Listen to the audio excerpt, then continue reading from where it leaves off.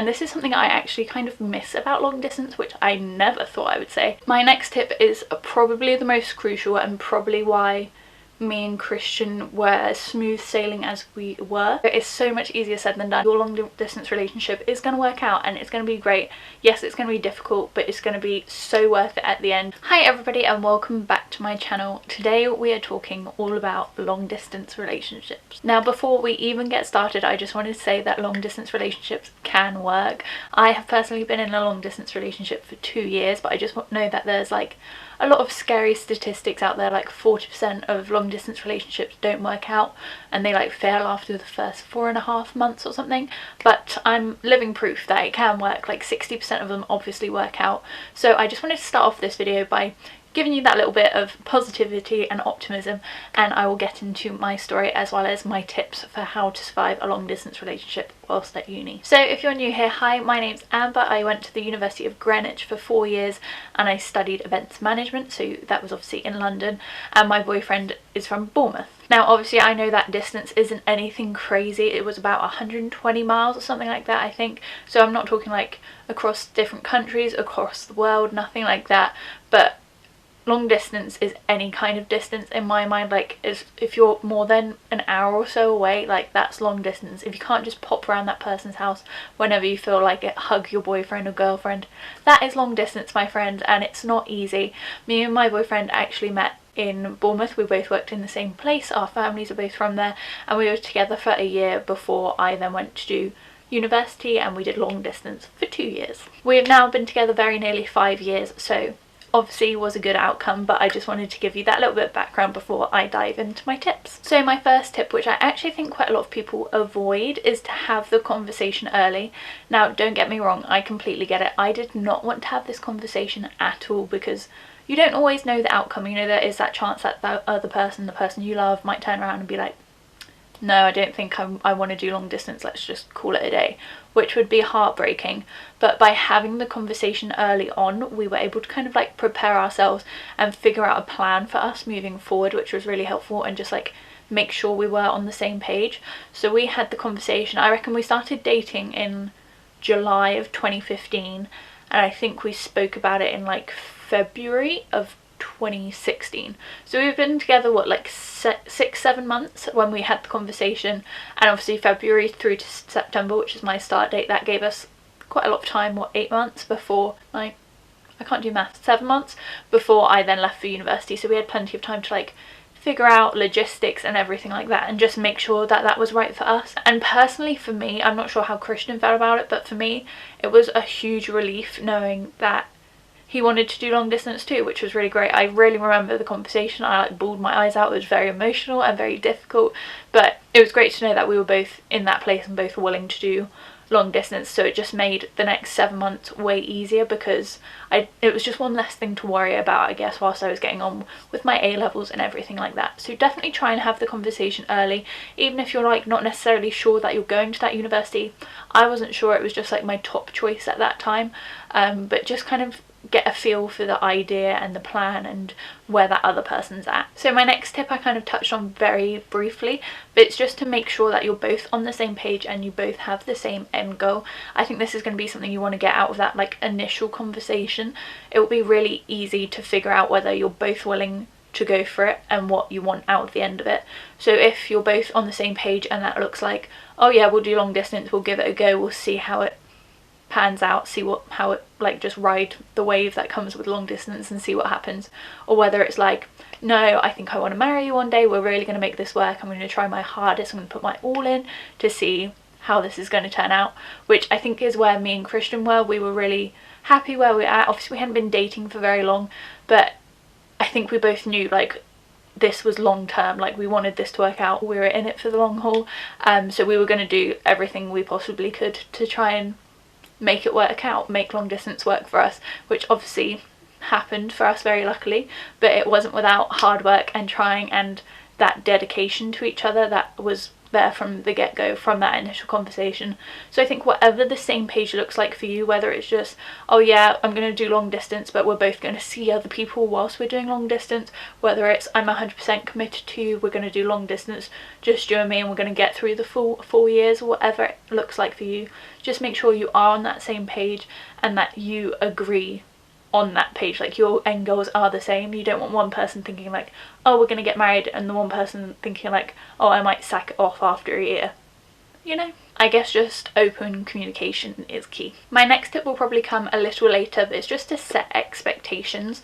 Now, I don't mean you have to have like a set plan, but maybe if you just agree we're gonna see each other at least once a month, or at least every 2 months, we're going to talk to each other at least once every day, or we're going to send at least one text a day, or things like that. Just kind of your bare minimum expectations. Again, just means that you're on the same page, and it means that you both have the same expectations going into it. Obviously, I'm going to sneeze. Ooh. Yeah, obviously if you were going into it thinking, I'm going to talk to him all the time, we're going to call every night, we're going to text all day, and he's thinking like, oh, I'll send her a text at 10 p.m, your expectations aren't going to be on the same level, and then one person is going to feel very disappointed or lonely or not thought about and not cared for, and then that's going to cause friction, which is where the arguments come in. Obviously it's trial and error. Your expectations when you go there might have to adjust once you figure out your rhythm and how much what uni work you have and what the other person's doing, and getting on like kind of the same rhythm, I guess, the same timetable for your life and things like that. So the expectations may change slightly. You may have wanted to call twice a day, but actually you can only call once every other day, or what have you. As long as you have the same expectations, it just makes things a lot easier, especially because I feel like it just reduces some of the arguments. Because if me and Christian had said like, oh yeah, I'll call you later, and then he never called me and I tried to call him and I couldn't get through, I would feel very disheartened, because like I could have been looking forward to that call. That could have been like the highlight of my day if I had had a really rough day, and yeah, it just causes friction then, because he's not doing what he said he would, and then that kind of makes you question things. It gets a bit confusing. So just make sure you set expectations and that you both know what those expectations are and that you've agreed on them. So with that, I would say if you can call every day, I definitely would. It's just what worked for me and Christian, especially. My biggest fear going into this was that we were going to change and grow a lot, because Christian was 20 at the time, and I was obviously like 18 going into university. A lot happens in those 3-4 years. We only ended up doing long distance for 2, but within those years a lot changes. I was moving to a new city, I was going to meet a lot of new people, so I was just really worried that we were going to grow like separately apart. We'd be doing different things, we'd know different people, and it would just be really easy to get like lost in our own worlds almost. So by calling every day, it meant we could keep each other updated with what's going on in our life, any activities we're doing, any people we've met, funny stories, random stories about like people on the bus that we saw, just so that each person had like almost like a clear vision of what the other person's life looked like, so that we felt part of each other's life even though we were so far away.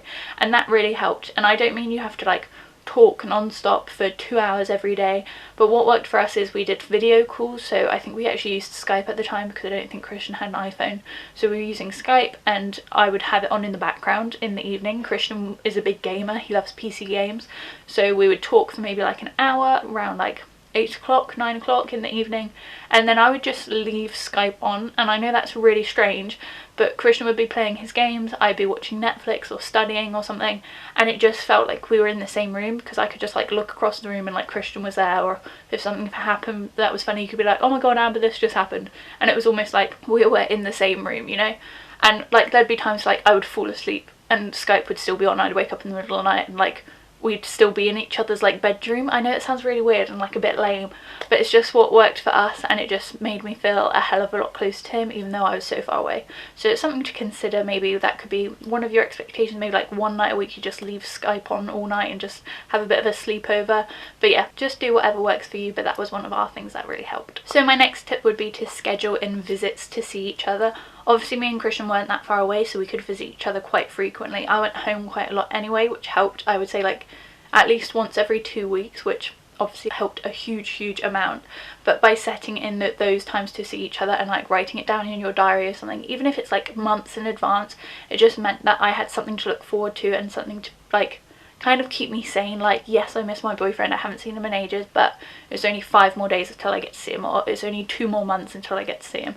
It just helps you kind of know that there's like a light at the end of the tunnel, I guess, and you both have something to talk about and plan together and look forward to, and it's really exciting counting down to those days when you can finally be like reunited with your other half. So like I kind of mentioned during the phone call section, I would really recommend keeping each other updated on any new updates in your life. And now I know this sounds like, duh, obviously I'm going to update my boyfriend or whatever, but I mean like on the smallest things. Like, if you spoke to someone new that day, tell them. If you watched a new program that day, tell them. If your lecturer was weirdly mean to you that day, tell them.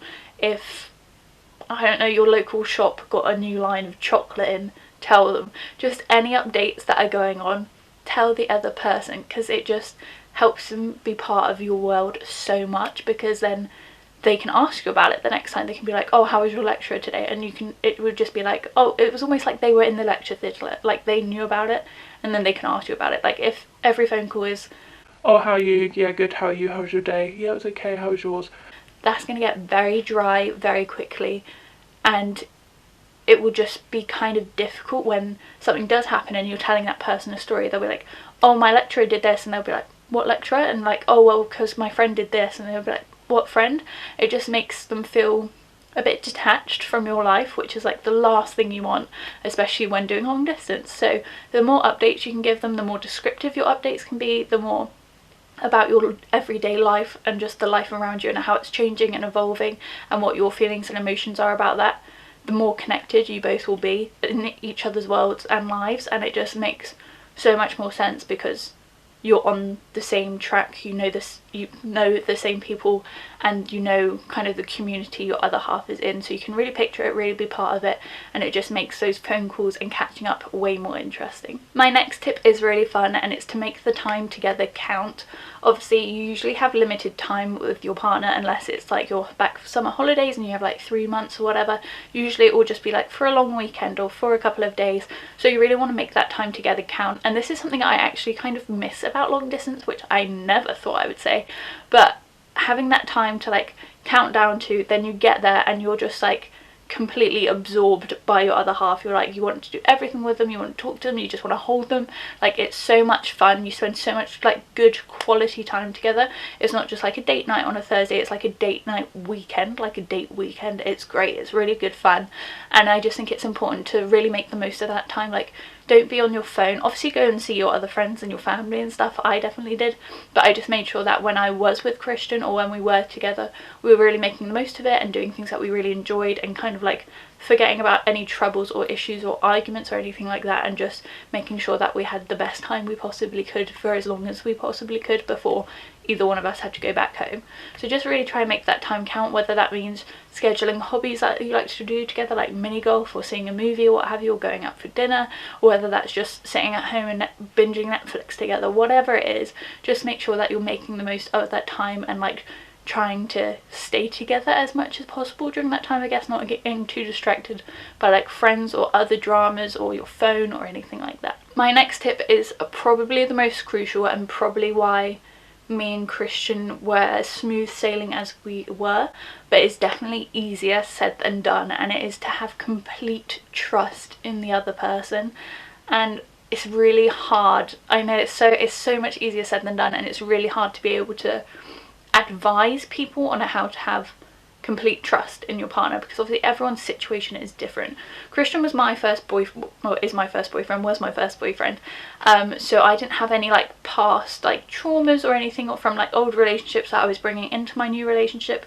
Christian had had other relationships, but we were just like obviously on the same page, and we just had that trust. Like, he had never done anything to make me question my trust in him and vice versa, so we were quite comfortable going into our long distance relationship knowing that we were on the same page, we both wanted the same thing, and that was it. There wasn't going to be any wavering or like, I don't know, like questioning about it, or like, it's very hard to explain. We just had 100% trust in each other, which meant whenever I talked about a new boy or Christian said he was going out with the lads, whatever, I wasn't like, oh, well, is this going to happen? Because I just think, again, that causes friction. Obviously, university, you're meeting so many new people, so many of the opposite sex, whatever, you're going to parties all the time, and if your other half like doesn't really trust you, or maybe is like doesn't like you going out a lot, or like wearing certain things or talking to certain people, that's going to cause tension very quickly, especially because you're so far away, there's nothing you can do about it, and it will start to cause like resentment and kind of trust issues, I guess, in the relationship, especially if anything does come from that. I think it's very hard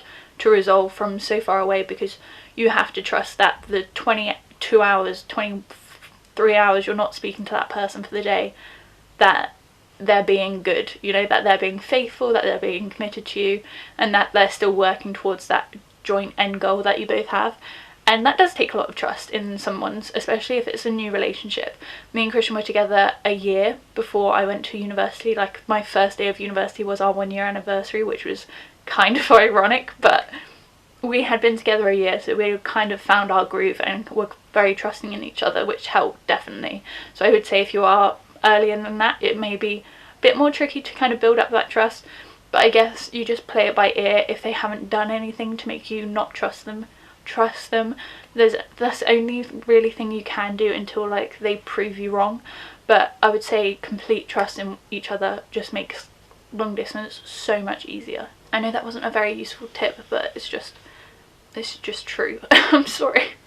My next tip, and probably the tip that if anything I want you to take away from this video, is to be optimistic. Obviously, if you're on the phone every day and you're like, this is really hard, this is never going to work, or you have it in the back of your mind like it doesn't matter anyway because it's not going to work out, like long distance relationships never work out, it's gonna fail, you know, like that much negativity in a relationship in any sense isn't good.